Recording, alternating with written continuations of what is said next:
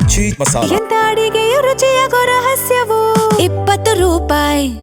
ಕೌಟುಂಬಿಕ ಕಲಹ, 3 ಮಕ್ಕಳ ಜೊತೆಗೆ ನದಿಗೆ ಹಾರಿದಾಳೆ ತಾಯಿ.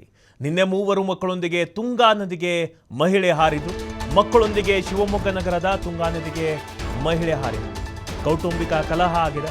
ಸೊ ಬೇಸತ್ತು 3 ಮಕ್ಕಳ ಜೊತೆಗೆ ನದಿಗೆ ತಾಯಿ ಹಾರಿರೋದು. ನಿನ್ನೆ 3 ಮಕ್ಕಳೊಂದಿಗೆ ತುಂಗಾ ನದಿಗೆ ಮಹಿಳೆ ಹಾರಿದ್ದಾರೆ. ಮಕ್ಕಳೊಂದಿಗೆ ಶಿವಮೊಗ್ಗ ನಗರದ ತುಂಗಾ ನದಿಗೆ ಮಹಿಳೆ ಹಾರಿರೋದು. ಸಾನ್ವಿಕಾ ಇನ್ನೂ ಕೂಡ 6 ವರ್ಷದ ಪುಟ್ಟ ಕಂದ ತನ್ವಿಕಾ 4 ವರ್ಷದವರು ನದಿಯಲ್ಲಿ ನಾಪತ್ತೆಯಾಗಿದ್ದಾರೆ. 2 ಮಕ್ಕಳು ತುಂಗಾ ನದಿಯಲ್ಲಿ ತೇಲಿ ಹೋಗಿರುವ ಶಂಕೆ ಕೂಡ ವ್ಯಕ್ತವಾಗ್ತಾ ಇದೆ. ಅಗ್ನಿಶಾಮಕ ದಳದ ಸಿಬ್ಬಂದಿಯಿಂದ ಶೋಧ ಕಾರ್ಯ ಕೂಡ ಮುಂದುವರಿತಾ ಇದೆ. ಇನ್ನು 11 ತಿಂಗಳ ಮಗು ಹಾಗೂ ಮಹಿಳೆಯನ್ನ ಸ್ಥಳೀಯರು ರಕ್ಷಣೆ ಮಾಡಿದ್ದಾರೆ. ಬಟ್ 2 ಹೆಣ್ಣು ಮಕ್ಕಳು ನಿನ್ನೆ ರಾತ್ರಿ ಪತ್ತೆಯಾಗಿಲ್ಲ. ಈಗ ತನ್ನ ಮಕ್ಕಳು ಬೇಕು ಅಂತ ಗೋಳಾಡ್ತಾ ಇದ್ದಾರೆ ಮಹಿಳೆ ಭವಾನಿ.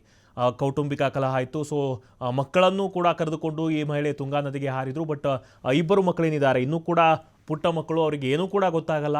ಸಾನ್ವಿಕಾ 6 ವರ್ಷದ ಪುಟ್ಟ ಕಂದ, ತನ್ವಿಕಾ 4 ವರ್ಷದವಳು ನದಿಯಲ್ಲಿ ನಾಪತ್ತೆಯಾಗಿದ್ದಾರೆ. ಸದ್ಯಕ್ಕೆ ಮಹಿಳೆ ಏನು ಸಾವನ್ನಪ್ಪಿಲ್ಲ. ಮಹಿಳೆ ಮತ್ತು ಇನ್ನೊಂದು 11 ತಿಂಗಳ ಮಗು ಏನಿದೆ ಇದನ್ನು ಅಲ್ಲಿರುವಂತಹ ಸ್ಥಳೀಯರು ರಕ್ಷಣೆಯನ್ನು ಮಾಡಿದ್ದಾರೆ.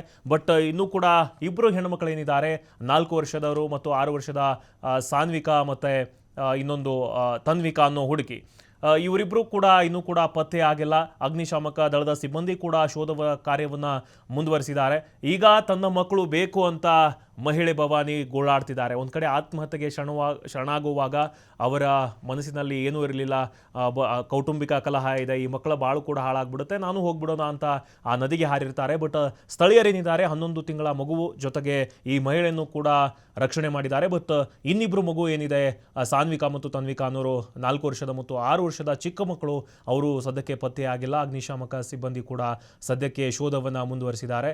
ಮಕ್ಕಳೊಂದಿಗೆ ತುಂಗಾ ನದಿಗೆ ಇವರು ಹಾರಿರ್ತಾರೆ. ಬಟ್ ಇದೀಗ ನನಗೆ ಮಕ್ಕಳು ಬೇಕು ಅಂತ ಮಹಿಳೆ ಭವಾನಿ ಗೋಳಾಡ್ತಿದ್ದಾರೆ.